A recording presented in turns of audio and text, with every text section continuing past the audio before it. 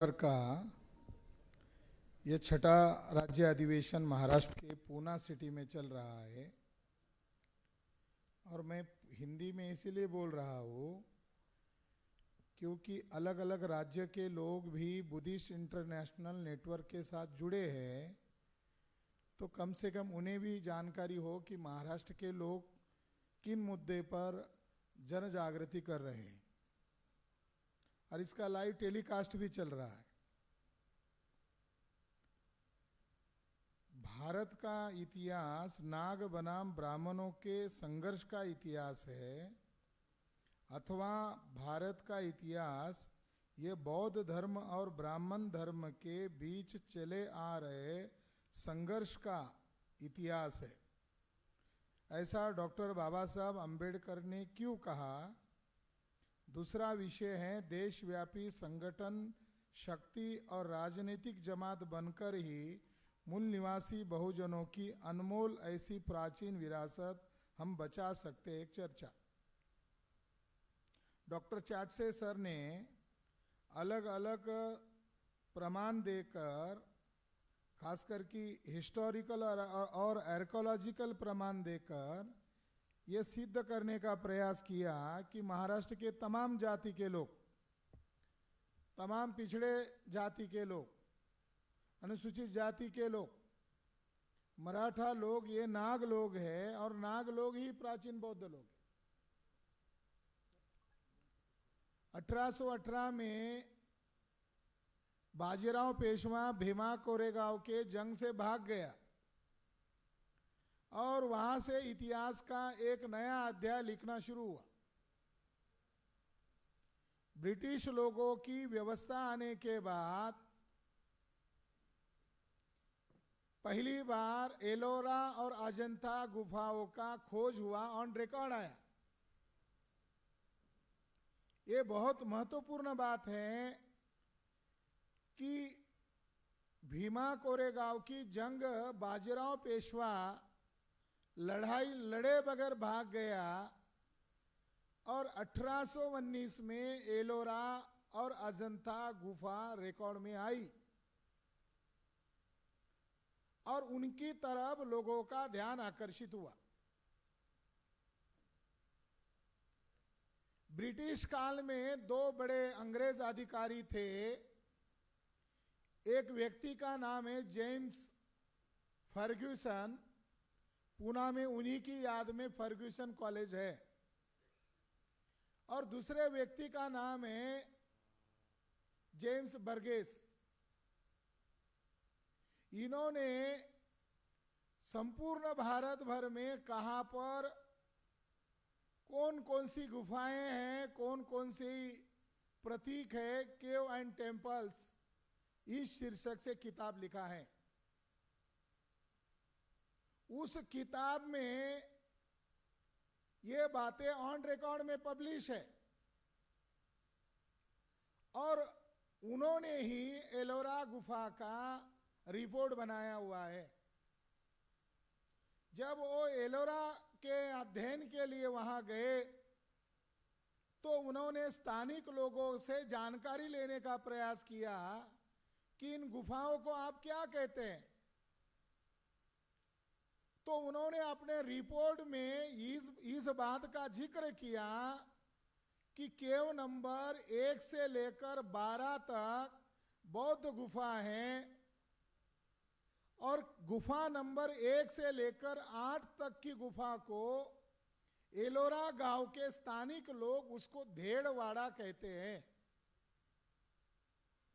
और गुफा नंबर 8 से 12 तक, 9 से 12 तक की गुफा को विश्वकर्मा की गुफा या सुतारवाड़ा कहते हैं। इतिहासकार लोगों ने उन किंवदंतियों को रिपोर्ट में दर्ज किया कि स्थानिक लोग इन गुफाओं को धेड़वाड़ा कहते हैं। तो बर्गेस और फर्ग्यूसन महोदय को हम धन्यवाद देना चाहते हैं। उन्होंने उस समय उसकी व्याख्या की। क्या व्याख्या की? तो उन्होंने उनके रिपोर्ट में यह दर्ज किया कि धेड़ शब्द यह कोई पर्शियन शब्द नहीं है। यानी आप ऑल इंडिया में जाओगे तो शेड्यूल कास्ट के 1700 जातियों को धेड़ कहा जाता है ऑल इंडिया में। चमारों को धेड़ कहा जाता है, भंगी को धेड़ कहा जाता है, मांग जाति को भी धेड़ कहा जाता है, हर जाति को धेड़ कहा जाता है। वो आर्कोलॉजिकल रिपोर्ट बनाने वाले संशोधक लोगों ने धेड़ शब्द की व्याख्या की है। उन्होंने अपने रिपोर्ट में कहा कि ये धेड़ शब्द जो है ये अछूत जातियों के लिए इस्तेमाल किया जाने वाला शब्द है। यह शब्द अरबी या पर्शियन भाषा का नहीं है। यह शब्द मूलतः पाली भाषा का शब्द है और यह फिलहाल अपभ्रंश है, बिगड़ गए। मूल शब्द थेर शब्द था, बिगड़कर अभी धेड़ बन गया और थेर लोगों की स्मृति इस शब्द में छिपी हुई है। तो उस रिपोर्ट में यह लिखा हुआ है कि एलोरा के गुफाओं में थेरवादी भिक्षुओं का निवास रहा होगा, मगर वो बात परंपरा के साथ वैसे की वैसे जिंदा रहा।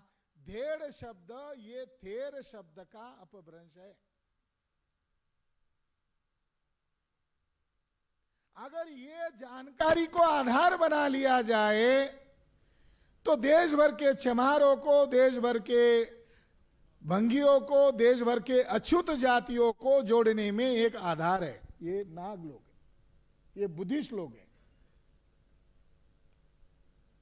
बाबा साहब अंबेडकर ने 1946 को एक किताब लिखी थी। उस किताब का नाम है हु वेयर अनटचेबल। बाबा साहब की जितने भी किताब है वो क्वेश्चन वाले किताब है। हु वेयर शुद्राज क्वेश्चन है और उस क्वेश्चन का जवाब है। शूद्र पूर्व में कौन थे? Question. Who were untouchable? Question. What Congress and Gandhi have done to the untouchable? Question. सवाल किया है और सवाल का जवाब उस ग्रंथ में। बाबा साहब अंबेडकर ने अछूत कौन थे इस किताब में सप्रमाणित किया और उस समय ब्राह्मणों को चुनौती भी दिया कि जो मैं इस ग्रंथ में व्याख्या कर रहा हूं इसको कोई खारिज करे। अभी तक बाबा साहब अंबेडकर ने जो मुद्दे उस किताब में उठाए हैं उन मुद्दे को खारिज करने वाला कोई भी ब्राह्मणों का लाल पैदा नहीं हुआ है। बाबा साहब अंबेडकर ने उस किताब में यह सप्रमाणित सिद्ध किया कि देश भर के अनटचेबल लोग, अछूत जातियां पूर्व में नाग जमात थी।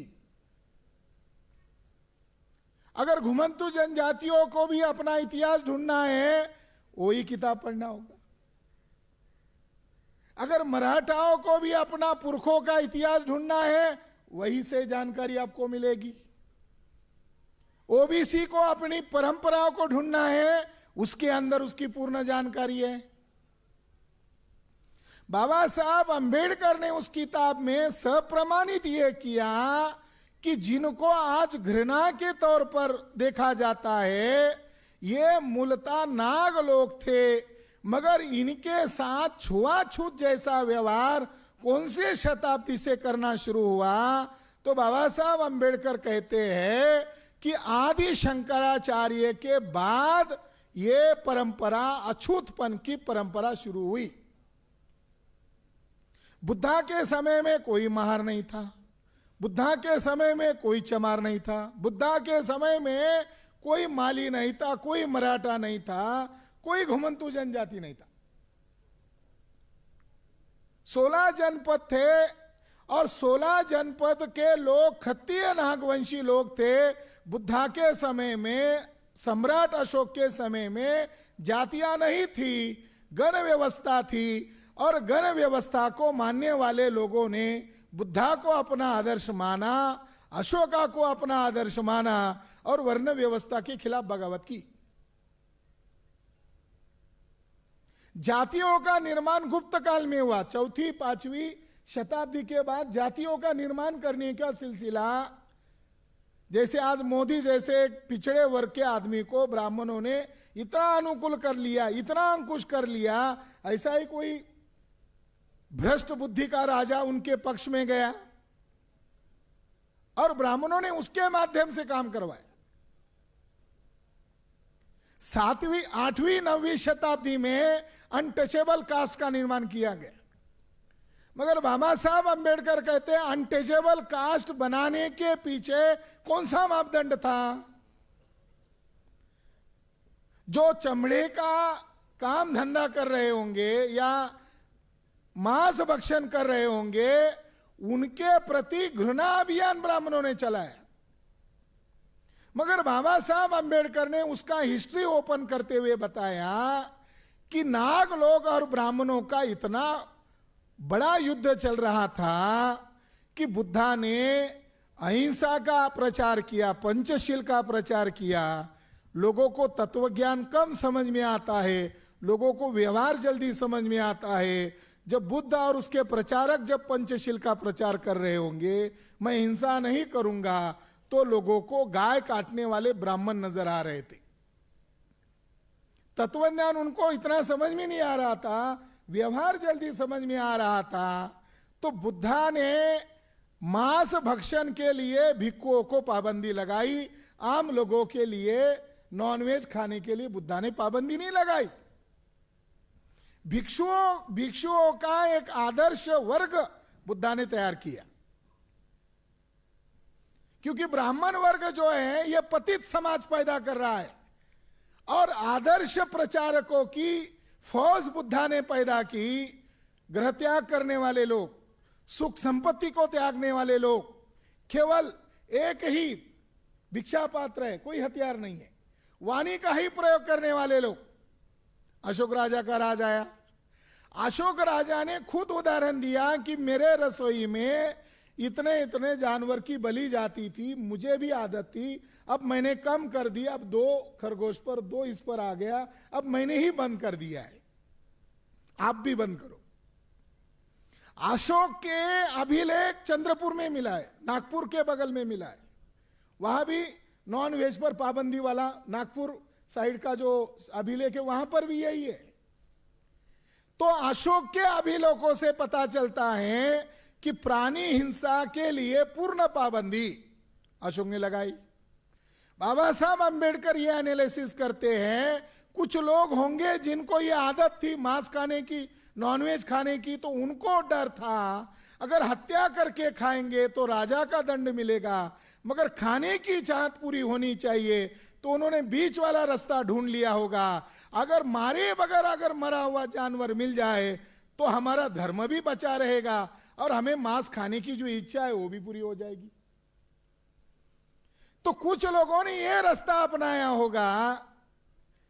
वो बौद्ध तत्वज्ञान का प्रभाव ही था जो लोगों को मांस भक्ष्य छोड़ने के लिए तैयार किया, और दूसरी तरफ राजा का दंडक था, राजा का आदेश था। तो ब्राह्मणों का वर्चस्व खत्म हो गया और ब्राह्मणों ने देखा कि बुद्धा की विचारधारा के कारण ब्राह्मणों का यज्ञ विधि बंद हो गया। ब्राह्मणों का अगर कोई धर्म है तो वो है नॉन वेज, ब्राह्मणों का आज भी अगर धर्म है तो नॉन वेज है। ब्राह्मणों का धर्म सदाचार करना, करुणा करना, चैरिटी करना, यह ब्राह्मणों का धर्म नहीं है। ब्राह्मण यज्ञ में गाय काटकर खाते थे।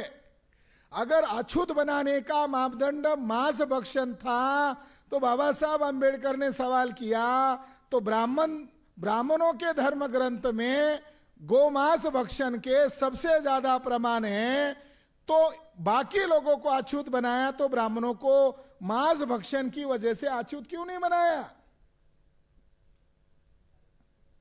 तो शंकराचार्य ने घृणा अभियान के तहत जो लोग बकरे का खा रहे होंगे, मुर्गे का खा रहे होंगे, मांस भक्षण, तो शंकराचार्य ने आधार बनाया जो गोमांस भक्षी ब्राह्मण थे, उन्होंने पैतरा बदला और उन्होंने खुद को वेजिटेरियन घोषित कर दिया, और वेजिटेरियन घोषित करके गाय को माता घोषित कर दिया और कहा कि गाय के बूंद बूंद में 33 करोड़ देवता का निवास रहता है, ऐसा शो किया। और बुद्धिज्म के प्रतिक्रिया में ब्राह्मण लोग जो पहले गोमांस बख्शी थे, ब्राह्मण दूसरा मांस खाना पाप मानते थे, केवल गाय का मांस खाना ही धर्म मानते थे। मधुपर्क जो है आज भी करते हैं, उसमें चर्बी होती है गाय की।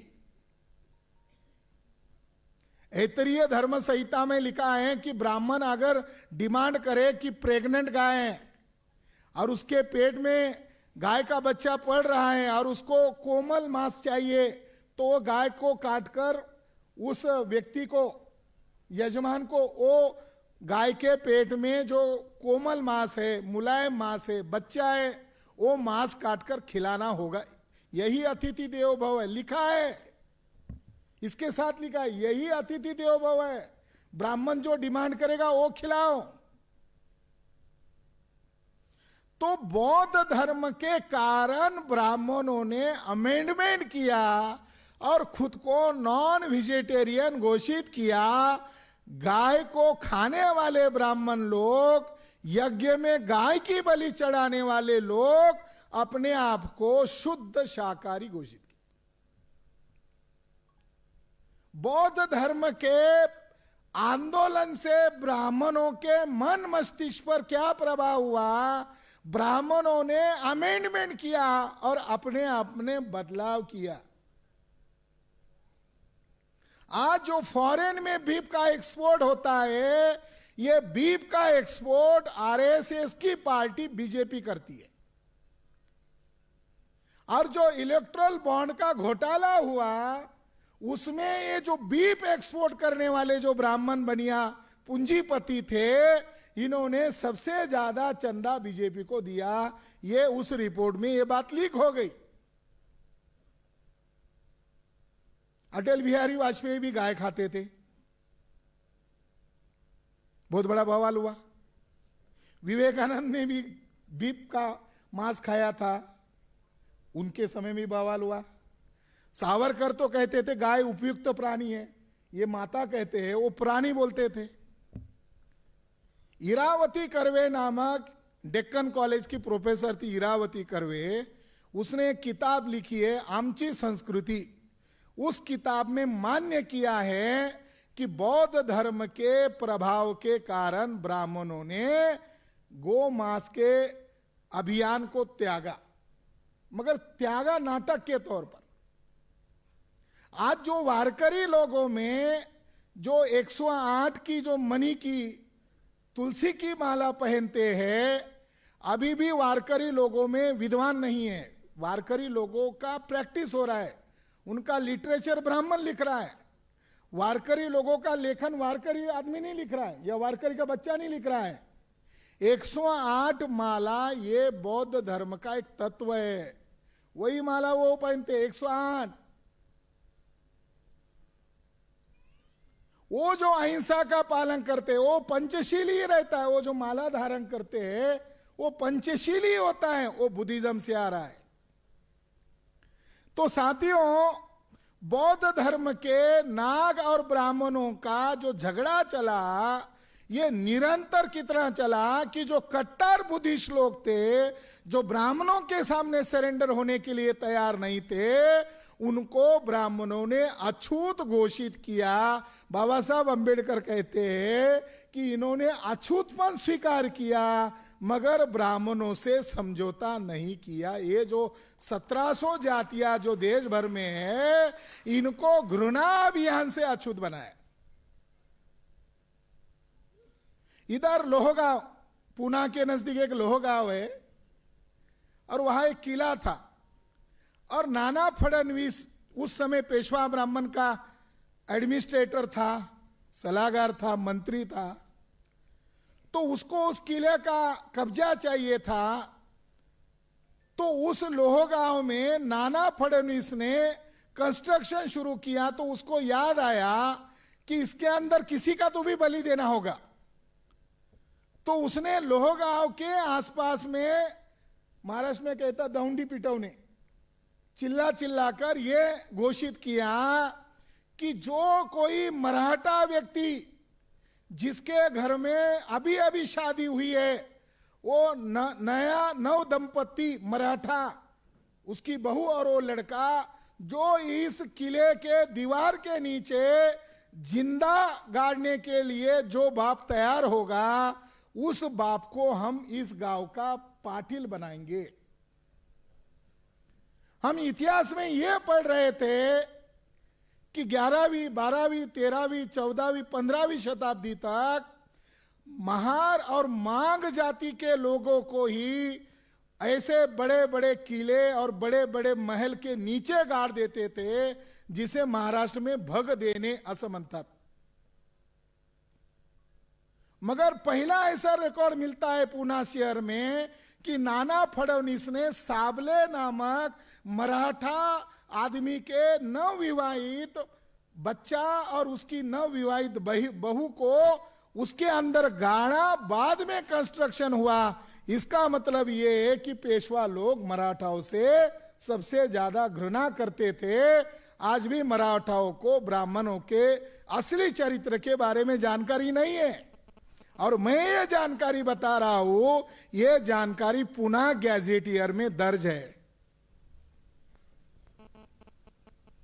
तो साथियों, नाग लोगों का इतिहास बड़ा इतिहास है, गौरवशाली इतिहास है, और नाग लोग ही इस देश के शासक लोग हैं। हम लोग जाति को गर्व मानते हैं, मगर अगर हमारी विरासत को अगर देखेंगे तो ये गुफाएं हैं, ये सारी विरासत है, ये आपके पुरखों ने लिख के रखा है। एक मिराशी नामक ब्राह्मण हुआ है, पुना का ब्राह्मण, नागपुर में प्रोफेसर रहा। ये मिराशी नामक ब्राह्मण ने सातवाहन राजाओं के ऊपर एक रिसर्च किया, और वो किताब महाराष्ट्र का मुख्यमंत्री चौहान, महाराष्ट्र साहित्य संस्कृति मंडल का अध्यक्ष लक्ष्मण शास्त्री जोशी, वाई का ब्राह्मण, यानी प्रकाशक महाराष्ट्र सरकार, मगर उसका हेड जोशी, उसने सातवाहन के ऊपर एक किताब लिखी, मिराशी ने पब्लिश किया, महाराष्ट्र गवर्नमेंट ने, महाराष्ट्र का मुख्यमंत्री मराठा है, और उस किताब में नंबर 1 का झूठ यह लिख दिया कि सातवाहन ब्राह्मण थे। हम ये जो अधिवेशन जो कर रहे हैं, ये अधिवेशन एक ढंग से टीचिंग कर रहे हैं, एक ढंग से हमें एक लड़ाई लड़नी है, हमें लड़ाई लड़नी है तो दिमाग में कचरा नहीं आना चाहिए, साफ होना चाहिए, जानकारी ऑब्जेक्टिव चाहिए। अगर जानकारी हमारे लोगों को सही सही मिलेगी तो हम दुश्मनों का मैदान में बंदोबस्त करेंगे। क्या लिखा मिराशी ने? वो ब्राह्मण थे। सबूत क्या है? कुछ भी नहीं है। गौतमी पुत्र सातकर्णी की पत्नी नागनिका, पुना के नजदीक ही नाने घाट नामक एक एरिया है, तो उसका एक अभिलेख मिला है, उसके ऊपर उसका नाम नागनिका है।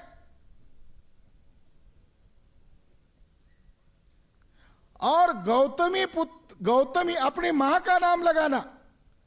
भारत में बुद्ध का पहचान सिद्धोधन का पुत्र है, वास्तविक है, मगर गौतमी पुत्र, बुद्ध का जिक्र होता है, गौतमी पुत्र मां की तरफ से पहचान।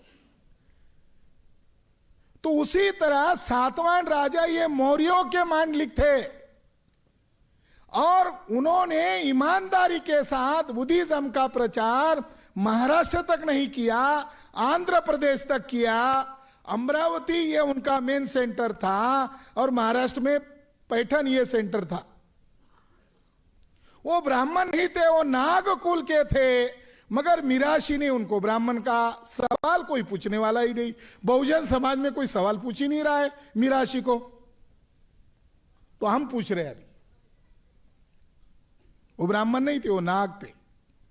और उसका सबूत क्या है? उसका सबूत यह है कि नासिक की गुफाओं को बाद में उन्होंने डेवलप किया है। नासिक की गुफा और अजंता की गुफा ये वाकाटक डायनेस्टी और सातवाहन डायनेस्टी के लोगों ने उसको डेवलप किया। अगर वो ब्राह्मण होते तो वह ब्राह्मणों का एक सिंगल प्रतीक होना चाहिए था, एक सिंगल। वहां ब्राह्मणवाद का एक भी प्रतीक नहीं है। वहां 100% प्योर गोल्ड, जिसको ओरिजिनल कहा जा सकता है, अजिंठा में ब्राह्मणवाद का एक भी अंश नहीं मिलता है। प्योर बुद्धिस्ट है। तो संदर्भ के साथ नागवंशी थे सातवाहन। वाकाटक के बारे में क्या लिखा है भांडारकर ने? एक भांडारकर विद्वान हुआ है पूना में। वो विद्वान कम, झगड़े लगाने वाला ज्यादा था। उसने वारकरियों को गालियां दी है।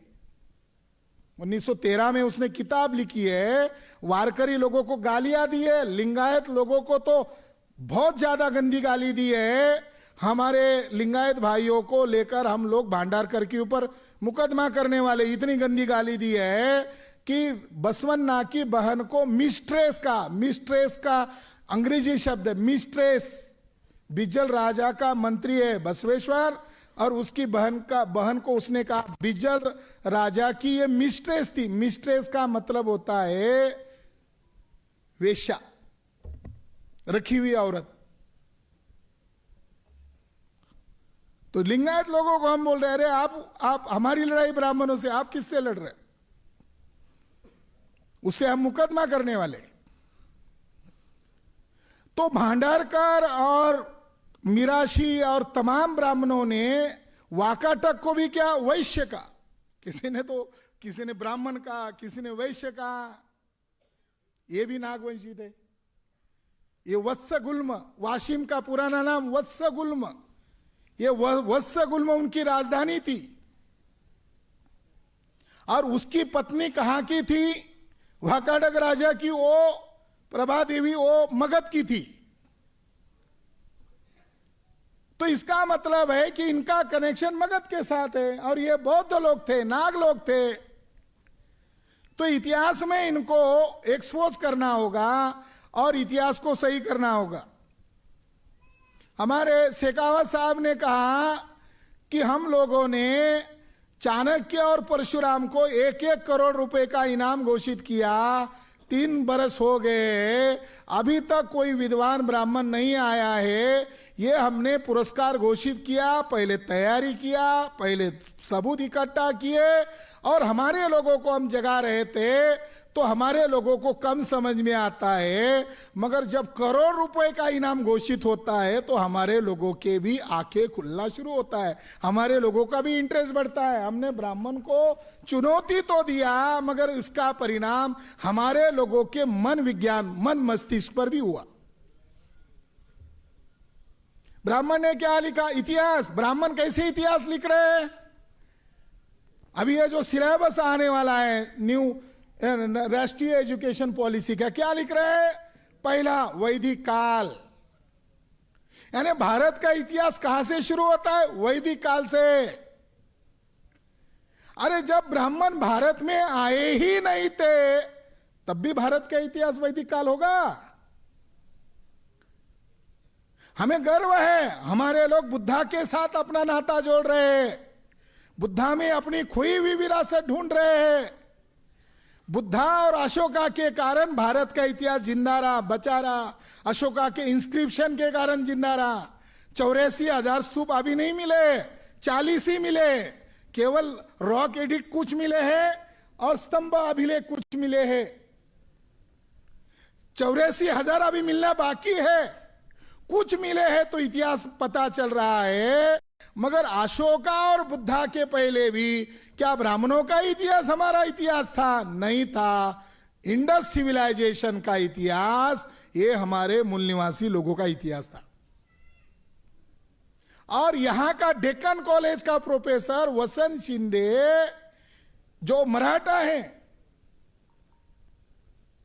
कलंक है वो मराठा जाति के ऊपर, वो अभी ब्राह्मणों का दलाल बना हुआ है, और वो आदमी ब्राह्मण भारत के ही रहने वाले हैं, वो बाहर से नहीं आए हैं, ऐसी उसने दलाली किया। ऐसे दलाल व्यक्ति को उन्होंने आगे किया और ब्राह्मण को मूल निवासी घोषित करने में ब्राह्मण लोग आगे चले गए। अभी जो सिलेबस भारत सरकार के द्वारा नेशनल एजुकेशन पॉलिसी के द्वारा KG to PG में पढ़ाया जाने वाला जो सिलेबस है, इसमें यह पढ़ाया जाने वाला है कि ब्राह्मण बाहर से नहीं आए, वो यही का मूल निवासी है। फिर विदेशी कौन है? अगर ब्राह्मण यही का मूल निवासी है तो विदेशी कौन है? तो चौबे नामक ब्राह्मण को भागवत ने आगे किया बनारस के, और उसने कहा आदिवासी विदेशी है। उनको लगा ये शेड्यूल कास्ट के लोगों को अगर कहो तो अभी इनमें तो अंबेडकर का आदर्श लेकर ज्ञानी ज्ञानी लोग तो ज्यादा हो गए, और ये देश में ज्यादा फैले हुए, और वो कम्युनिकेशन अभी अंग्रेजी में भी करने लगे हैं, तो इनको छेड़ना उचित नहीं होगा। तो उन्होंने आदिवासी को विदेशी घोषित किया। उनको लगा उनके अंदर 750 कम्युनिटी आए और उनकी कोई नेशनल लैंग्वेज नहीं है, तो उनके अंदर अज्ञानता बहुत ज्यादा है, तो उन्होंने उनकी अज्ञानता का फायदा लिया। तो हमने वसंत शिंदे को लीगल नोटिस भेजा था कि तुम ब्राह्मणों को यहां का मूल निवासी बता रहे हो, राखी गढ़ी के रिपोर्ट को आधार बनाकर कौन से पेज पर वो मूल निवासी है, कौन से लाइन में मूल निवासी है, ये सबूत के साथ हमको बता। ये तुम्हें नोटिस भेज रहे हैं। वो हमारा कोर्ट का मामला पेंडिंग था लॉकडाउन में, मगर अभी हम सोच रहे हैं कि वसंत शिंदे के ऊपर क्रिमिनल केस दर्ज किया जाए और उसको कोर्ट में घसीट कर पूछेंगे कि बता कौन से पेज पर लिखा है, कौन से लाइन पर लिखा है। जैसे हम परशुराम विदेशी है, जैसे हम चाणक्य और परशुराम काल्पनिक है, इसके आधार और सबूत हमारे पास है। 3 साल हुए 1-1 करोड़ का इनाम घोषित किया, अभी तक कोई ब्राह्मण इस चुनौती को स्वीकार नहीं कर रहा है। तो आज हम ये महाराष्ट्र का हमारा 6ठा राज्य अधिवेशन हो रहा है और पुणे में सारा गड़बड़ घोटाला चल रहा है। एक सिंगल डेक्कन कॉलेज के प्रोफेसर को खरीद कर चल रहा है। हम उसके ऊपर कानूनी कार्रवाई तो करेंगे ही, मगर पुणे के चित्पावन ब्राह्मण को हम कहते हैं तुम विदेशी हो और ब्राह्मण विदेशी है। ये हमारा साइंटिफिक सिद्धांत है, विश्व मान्य सिद्धांत है, मगर तुम इस देश के मूल निवासी हो। ऐसा कौन सा रिपोर्ट है, कौन सा डाटा है, कौन सी जानकारी है, वो लेकर आओ। हम बुद्धिस्ट इंटरनेशनल नेटवर्क की तरफ से ऐसे भले विद्वान अच्छे ब्राह्मण को 1 करोड़ रुपए इनाम देंगे, क्योंकि ये लड़ाई है नागों के साथ ब्राह्मणों की लड़ाई। तो आज हम नागों के वंशज है, आज हमारी ब्राह्मणों से लड़ाई है। तो साथियों, नाग लोगों का इतिहास जो है वो बहुत विशाल इतिहास है, और नागों का इतिहास केवल कश्मीर से लेकर केरला तक नहीं है। अफगानिस्तान की आगे जो ग्रीक प्रदेश है वहां तक नागों की विरासत फैली हुई है। अफगानिस्तान में, पाकिस्तान में है। तो नाग लोग जो है ये इस देश के मूल निवासी लोग हैं। इस संदर्भ में बाबा साहब अंबेडकर के संदेश के साथ ये जानकारी है। बाबा साहब अंबेडकर ने नागपुर में बौद्ध धर्म अपनाया, तो उन्होंने कहा कुछ लोग ऐसा कह सकते हैं और कुछ कह रहे हैं कि नागपुर में RSS का मुख्यालय है, इसलिए मैं बौद्ध धर्म को अपना रहा हूं। बाबा साहब अंबेडकर ने कहा मेरा जितना संगठन है उतना RSS का भी नहीं है, मैं उनको चिल्लर मानता हूं। बाबा साहब का समय का जितना बड़ा संगठन था, RSS का संगठन कुछ भी नहीं था। 1946 के बाद नागपुर में उनकी शाखा जड़ें मजबूत होना शुरू हुआ। तो बाबा साहब कहते हैं कि मैंने RSS के मुख्यालय होने के कारण नागपुर में धर्मांतर बुद्धिज्म को नहीं अपनाया, बल्कि क्यों अपनाया? नागपुर शब्द में नाग शब्द है, और नागपुर में बहने वाली नदी का नाम नाग नदी है। और बुद्ध धर्म को पहली बार अपनाने वाले, बुद्ध के समय में अपनाने वाले, संरक्षण देने वाले और इस धर्म का विश्व व्यापी फैलाने में जिनका योगदान है वो नाग लोगों का है। इसलिए मैं यहां बुद्धिज्म को अपना रहा हूं। और ये जो स्टेटमेंट उन्होंने दिया कि बुद्धिस्ट लोगों का और ब्राह्मण लोगों का झगड़ा था, ये स्टेटमेंट बनारस में जाकर दिया, सारनाथ में जाकर दिया, तारीख है 25 नवंबर 1956। उसमें उन्होंने महत्वपूर्ण संदेश देते हुए कहा कि जो आज वर्तमान में अपने आप को हिंदू कहते हैं ये सारे लोग नागों के बच्चे हैं। बाबा साहब अंबेडकर ने अपने लोगों को ज्यादा विस्तार से ज्ञान को एक्सप्लेनेशन करते हुए कहा केवल नाग और ब्राह्मणों का झगड़ा ही नहीं है, बौद्ध और ब्राह्मणों का झगड़ा ही नहीं है। सारनाथ में जाकर जहां बुद्ध ने धम्म चक्र प्रवर्तन किया, मैं तो सोचता हूं कि बाबा साहब अंबेडकर वहां 3 दिन रुके थे। जब वो काठमांडू से वापस आ रहे थे तो बाबा साहब अंबेडकर थके हुए नहीं थे, बाबा साहब अंबेडकर सफर कर रहे थे। 26 नवंबर को, 25 नवंबर को, 27 नवंबर को बाबा साहब वाराणसी में, सारनाथ में है, काशी यूनिवर्सिटी के अंदर उनका छात्रों का संगठन था, वहां उन्होंने स्पीच किया। और नवंबर के आखिर में वो पटना से बाय एरोप्लेन दिल्ली पहुंच गए। तो बाबा साहब अंबेडकर फिजिकली स्ट्रांग थे, इसीलिए घूम रहे थे। फिर 6 दिसंबर को ऐसा क्या हुआ कि बाबा साहब अंबेडकर अचानक चले गए। तो बाबा साहब अंबेडकर सारनाथ में जाकर यह कहा कि जो आज वर्तमान में अपने आप को हिंदू मानते हैं ऐसे पिछड़े जाति के लोग नाग लोग हैं। और ये जो मुसलमान हैं, उन्होंने कहा ये जो मुसलमान है, भारत में रहने वाले जो मुसलमान लोग हैं, ये पूर्व में ये ब्राह्मण लोगों के हमले और हिंसा अभियान के प्रतिक्रिया के कारण बुद्धिस्ट लोगों से इस्लाम में कन्वर्ट हुए हैं। हम अब तक ऐसा मान रहे थे कि शेड्यूल कास्ट से कन्वर्ट हुए होंगे, घुमंतु जनजाति से कन्वर्ट हुए होंगे, मगर बाबा साहब अंबेडकर ने जो पन्ना खोला था उसकी व्याख्या भारत में कोई बहुजन व्यक्ति करते हुए नजर नहीं आ रहा है। इटली का एक बड़ा इतिहासकार है वेरार्दी, उन्होंने downfall hardship and downfall of Buddhism इस विश्व मान्य किताब में सिद्ध किया। भारत में एक लौता इतिहासकार है जिसको भारत के वास्तविक इतिहास की समझ थी, वो एक लौता इतिहासकार डॉक्टर बाबा साहब अंबेडकर। वो ईमानदार लोग हैं, उनको कोई पक्ष लेना नहीं है।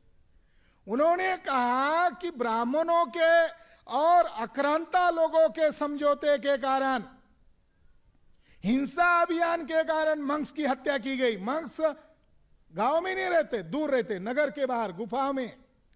उनके बाल मुंडे हुए, उनके शरीर पर भगवा वेशधारी भिक्षुओं का वेश है। ब्राह्मण का ऐसा कोई ड्रेस कोड नहीं था, वो आम ड्रेस पहनते थे, पब्लिक में घूमते थे, मगर भिक्षु दूर से ही समझ में आते थे। तो आक्रांता शासकों के साथ ब्राह्मणों ने समझौता किया और हिंसा अभियान करके भिक्षुओं का कत्लेआम किया। वेरार्दी कहते हैं कि बौद्ध लोग सोचने लगे जब हम और ब्राह्मण लड़ते थे तो हम ही जीत जाते थे, हम तो कोई हिंसा नहीं करते थे, मगर अब हमारे लोगों की हिंसा क्यों हो रही है? क्योंकि उनको एक विदेशी आक्रांता लोगों के साथ एक नया दोस्त मिला है। तो वो लोग उन शासक लोगों के साथ मिले और उन्होंने उनको रिक्वेस्ट किया, हमारी और ब्राह्मणों की लड़ाई हो रही है, आप बीच में क्यों आ रहे हो? तो उन्होंने कहा हमारा क्या फायदा है, अगर आप हमसे समझौता करते हो तो हम आपके लोगों की हत्या नहीं करेंगे। तो वेरार्दी कहते हैं जहां जहां बुद्धिस्ट सेंटर थे वहां वहां इस्लाम बड़े पैमाने पर फैला। जम्मू कश्मीर, वेस्ट बंगाल, उत्तर प्रदेश, महाराष्ट्र में 11% है, ये सारे के सारे बुद्धिस्ट लोग हैं। तो साथियों, नाग लोगों की लड़ाई ब्राह्मणों के साथ जो चली वो वैचारिक लड़ाई थी, मगर ब्राह्मणों ने हिंसा का सहारा लिया। प्राचीन भारत में पुष्यमित्र शुंग उदाहरण है, जिसने बौद्ध भिक्खु और भिक्खुनियों के सर कलम करने वालों को 100 सोने की मुद्रा देने को बख्शीश घोषित किया था। शंकराचार्य ने भी ऐसा ही हिंसा अभियान चलाया और 13वीं 14वीं शताब्दी तक नॉर्थ इंडिया में, आसाम में, बिहार में, बंगाल में बुद्धिज्म जिंदा था। पाल राजा, पाल डायनेस्टी के लोग बुद्धिज्म को सपोर्ट कर रहे थे। ये जो हमारे प्रताप दादा करे कि हम लोग नाग लोग हैं, हम भी मौर्य के नस्ल के हैं, बंगाल के पाल राजाओं ने नालंदा को डोनेशन दिया। नालंदा के आखिरी संरक्षक पाल राजा के लोग थे। और जो कान्हेरी बौद्ध गुफा है, बंगाल के पाल राजा ने 13वीं शताब्दी में बंगाल से भिक्खु कान्हेरी गुफा में 13वीं शताब्दी में भेजा था।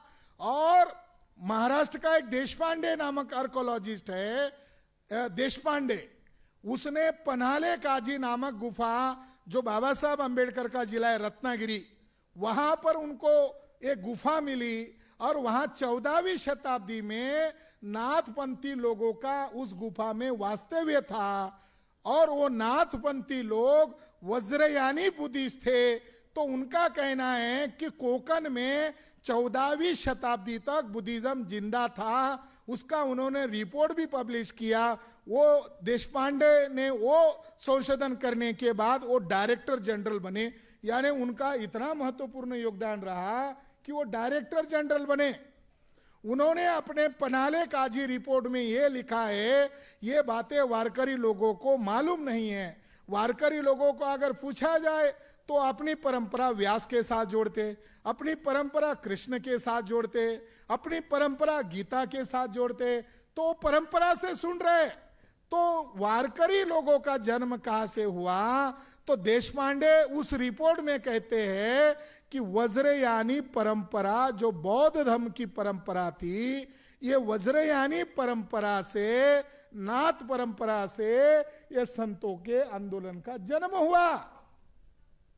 तो इस आधार पर हमारे पुरखे कौन है?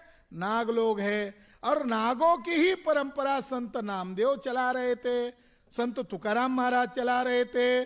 संत नामदेव महाराज जिस हिंगोली डिस्ट्रिक्ट के है, वहां अहिल्या रानी ने एक मंदिर बनाया हुआ है, वहां नाग के शिल्प है और वहां बुद्ध की बैठी हुई मुद्रा में बुद्ध की एक बड़ी प्रतिमा भी है, औंडा नागनाथ। और तुकाराम महाराज का देहू गांव का, उनके पुरखों का जो मंदिर है, उसके अंदर बुद्ध की प्रतिमा है। और ये जो पंढरपुर का विठोबा है, ये तो बुद्ध ही है। मगर कुछ अंबेडकरवादी लोग हमें पूछते, चलो मान लेते हैं, बाबा साहब ने कहा कि वो बुद्ध है, देहू रोड में आकर कहा, मान लेते हैं, मगर रुक्मिणी कौन है? सत्यभामा कौन है? ये जब तक आप बताएंगे नहीं, तब तक हम बुद्ध को, विट्ठल को बुद्ध कैसे मानेंगे? वो दूसरे सत्र में हम आज पूना सिटी के अंदर रुक्मिणी कौन है, सत्यभामा कौन है, उसका कोई लिंक है क्या, ये डिस्क्लोज करने वाले हैं। इस मौके पर मैं आपको ये मैसेज देना चाहता हूं, दोपहर के सेशन में हमारे राष्ट्रीय संरक्षक माननीय वामन मेश्राम जी आने वाले हैं। अभी हमारा फर्स्ट इनॉग्रेशन सेशन खत्म हुआ। बस जाते जाते एक जानकारी देना चाहता हूं कि एक धनगर कम्युनिटी का राजा था। बाबा साहब भारत में बुद्धिज्म को जिंदा करना चाहते थे, तो कर्नाटक में मैसूर स्टेट था, वो वहां गए, उस राजा को मिले। वो गडेरिया यानी धनगर था, राजा था। राजा को कहा कि मैं बुद्धिज्म को जिंदा कर रहा हूं। तो राजा ने कहा, आप मुझे क्यों बता रहे हो? तो बाबा साहब ने उनको थोड़े ही मिनटों में समझा दिया कि आप भी बुद्धिस्ट थे। राजा खुश हो गया। उस राजा ने कहा, फिर मैं बुद्धिस्ट हूं, आप बुद्धिज्म को भारत में जिंदा कर रहे हो, तो आपका तो ऐतिहासिक रोल रहेगा, छोटा मेरा भी रोल होना चाहिए। तो राजा ने कहा, आपको क्या चाहिए? तो बाबा साहब अंबेडकर ने कहा, मैं बुद्धिज्म को पुनर्जीवित कर रहा हूं, तो ऑल इंडिया में 10 बड़े सेंटर बना रहा हूं, उस सेंटर में एक सेंटर कर्नाटक के बेंगलोर में करना चाहता हूं, और मुझे जानकारी मिली है कि आपका मैसूर स्टेट इधर भले ही हो, मगर कर्नाटक में आपकी हजारों एकड़ जमीन है, तो कुछ जमीन मुझे दान दो जहां मैं भिक्षुओं को ट्रेनिंग दे सकूंगा। तो साथियों, उस राजा ने खुश होकर 5 एकड़ जमीन 1954 में बाबा साहब अंबेडकर को दी। मगर संस्था कितनी महत्वपूर्ण है। हमारे सागर कामले जी बुद्धिज्म की जानकारी बता रहे थे आपको, वो पुरातात्विक जानकारी है, मगर विदाउट ऑर्गेनाइजेशन, केवल ज्ञान से आप दुश्मन को नहीं हरा सकते हो। संगठित रूप जब तक आपको नहीं मिलेगा, आप इन दुश्मनों का बंदोबस्त नहीं कर सकते हो। मिसाल के तौर पर कर्नाटक की बैंगलोर सिटी की 5 एकड़ जमीन पर एक छोटा सा बाबा साहब का स्टैचू है, एक विहार है छोटा सा, और प्राइमरी स्कूल का एक छोटा बिल्डिंग पीपल्स एजुकेशन सोसाइटी का है। और अभी 4.5 एकड़ जगह पर हैदराबाद में रहने वाले ब्राह्मण का हैदराबाद एजुकेशन सोसाइटी है, हैदराबाद की, मगर बनाया कॉलेज बैंगलोर में। अभी बीजेपी के आदमी का 4 फ्लोर का बिल्डिंग वहां पर है। तो महाराष्ट्र के अंबेडकरवादी लोग क्या सोचते हैं कि बुद्धिस्ट इंटरनेशनल नेटवर्क को हमें समर्थन नहीं देना चाहिए, अगर उनको समर्थन देंगे तो हमारी दुकान बंद हो जाएगी। हमारे महाराष्ट्र के जो तथाकथित जो लोग हैं, खुद को अंबेडकरवादी कहते हैं, यानी उनका दायरा केवल महाराष्ट्र तक है, उनका दायरा मध्य प्रदेश नहीं, उनका दायरा यूपी नहीं, उनका दायरा केरला नहीं, उनका दायरा बेंगलोर नहीं। आज वो जगह on record people's education society के नाम पर है, मगर बाबा साहब अंबेडकर चले जाने के बाद बाबा साहब अंबेडकर की धार्मिक संस्था का कोई ठिकाना नहीं। उसी तरह पीपल्स एजुकेशन सोसाइटी का भी सत्यानाश करने में ब्राह्मण लोग कामयाब हुए। ये लोग आज जो हमारे समाज में राजनीति कर रहे हैं, दुख के साथ कहना चाहता हूं, औरंगाबाद में कॉलेज है, जितने आरपीआई का गुट है, इंजीनियरिंग कॉलेज एक गुट का, लॉ कॉलेज दूसरे गुट का, हमें उनके ऊपर टिप्पणी नहीं करना है। मैं आपको वास्तविकता बता रहा हूं कि उनको अगर चलाना है तो ईमानदारी से चलाए। बॉम्बे में सिद्धार्थ कॉलेज अठोले गुट का, दूसरा कॉलेज तीसरे गुट का, चौथा कॉलेज तीसरे गुट का।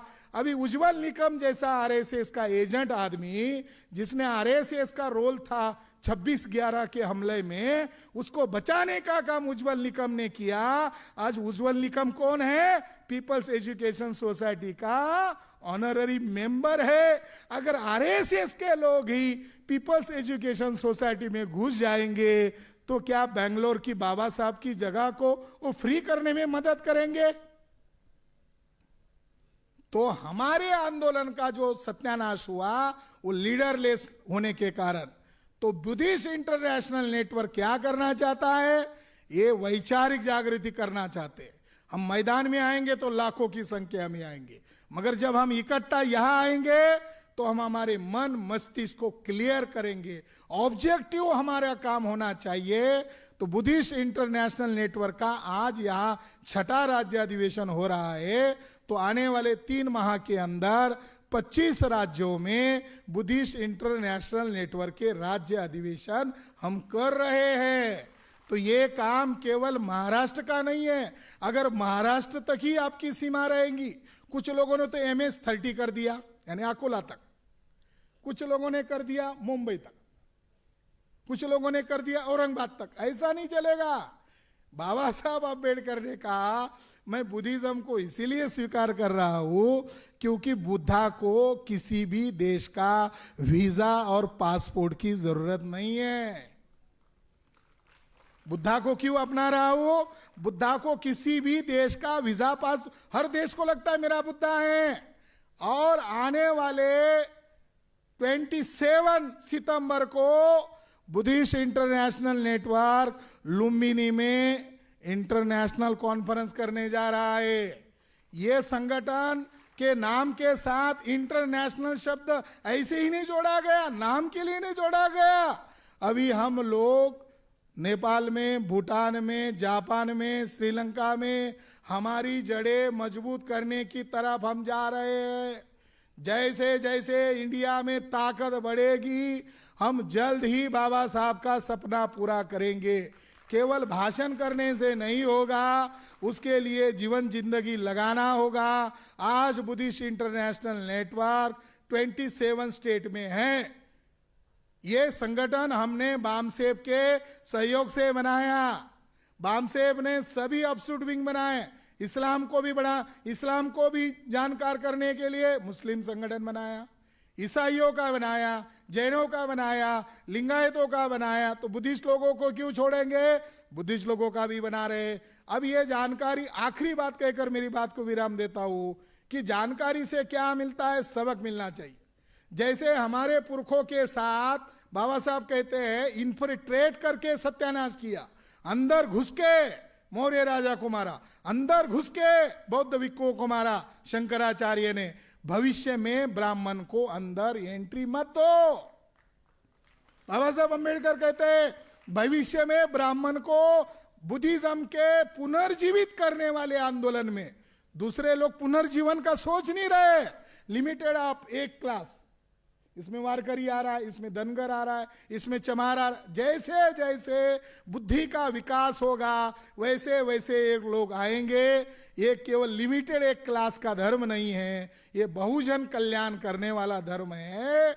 तो आज मोहन भागवत ने इस धर्म की क्रांति को रोकने के लिए एक डुप्लीकेट संगठन बनाया है जिसका नाम है भारतीय बौद्ध संघ, आरएसएस का डुप्लीकेट संगठन।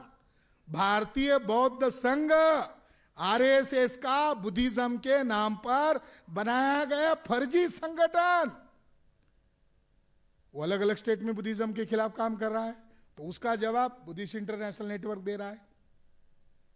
और आरएसएस के लोग बाबा साहब अंबेडकर ने जो खिला गाड़ा है नागपुर में, अब उसको उखाड़ने का काम कर रहे हैं। तो इस अधिवेशन के माध्यम से आज हमें कुछ महत्वपूर्ण फैसले इस अधिवेशन से करना है। जैसे आज हमारे लोग सुन रहे हैं तो खुफिया विभाग के लोग भी सुन रहे हैं।